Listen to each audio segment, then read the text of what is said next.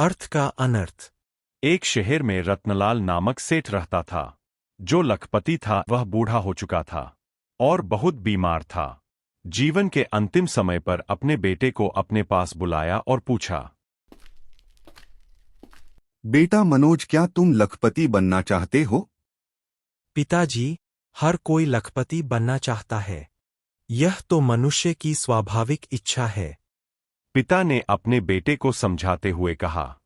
तब मैं तुम्हें 3 बातें बताता हूं।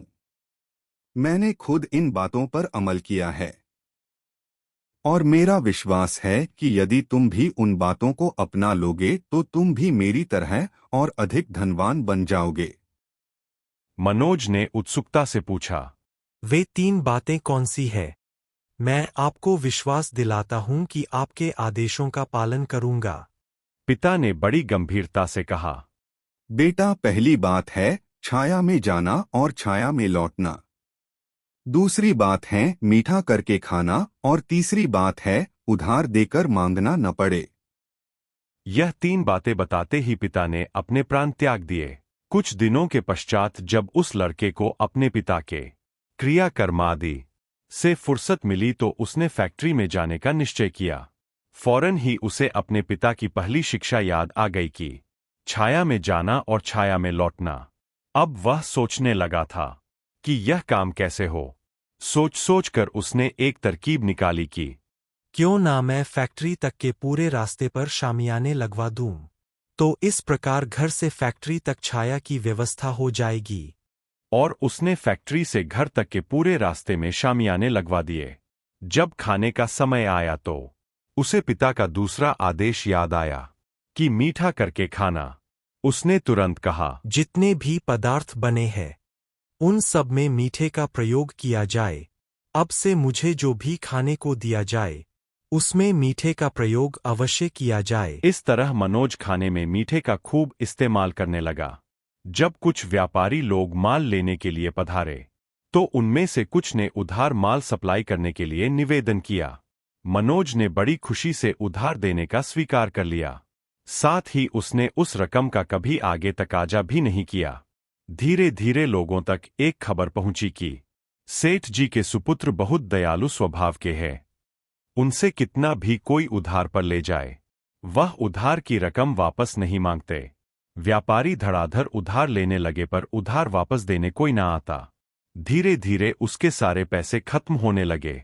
अचानक उसके पिता के मित्र उसका हाल पूछने के लिए उसके घर आए।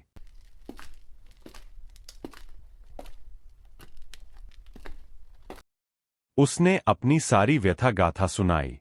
मैं तो अपने पिता का आदेश मानकर दिवाला ही निकलवा बैठा हूं, साथ ही मुझे शुगर की शिकायत भी हो गई है। मित्र ने सारी बात सुनने के बाद कहा, बेटा, यह जो तेरी दुर्गति हुई इससे तेरे पिता के आदेश का कोई कसूर नहीं। पिता ने कुछ और कहा और तुमने इसका अर्थ कुछ और निकाल लिया है। तुमने तो अर्थ का अनर्थ निकाल लिया। यह बात तुम्हारे पतन का कारण बनी। खैर सुनो, मैं तुम्हें इस बात का सही मतलब समझाता हूं। पहली बात थी छाया में काम पर जाना और छाया में ही लौटना। मतलब यह है कि तुम फैक्ट्री में धूप निकलने से पहले पहुंच जाओ और शाम को धूप ढलने के बाद वापस लौटो। इस प्रकार जब तुम सुबह से शाम तक फैक्ट्री में काम करोगे तभी तुम्हें व्यापार में सफलता मिल पाएगी। तुम्हारे पिता का दूसरा आदेश मीठा करके खाना, इसका भाव है कि मेहनत करने के बाद जो प्राप्त हो उसमें संतुष्ट हो जाना। भगवान से गिला शिकवा करने के बजाय सबर शुक्र से जीवन व्यतीत करना। तीसरा आदेश था उधार देकर मांगना न पड़े। इसका अर्थ है कि उधार कुछ ऐसे ढंग से दिया जाए कि बाद में उधार लेने वाले के पीछे तुम्हें ना भागना पड़े। उधार देने से पहले कुछ ऐसे कागजात आदि लिखवा दिए जाएं या कोई कीमती चीज गिरवी रख ली जाए कि उधार लेने वाला खुद ब खुद उधार लौटाने के लिए तुम्हारे पास पहुंचे। अच्छा, अब समझ आया मुझे। यह तो अर्थ का अनर्थ हो गया मुझसे। उसने अपने पिता के मित्र का धन्यवाद किया और फिर पिता के आदेशों पर अमल किया। देखते ही देखते उसका व्यापार बढ़ने लगा।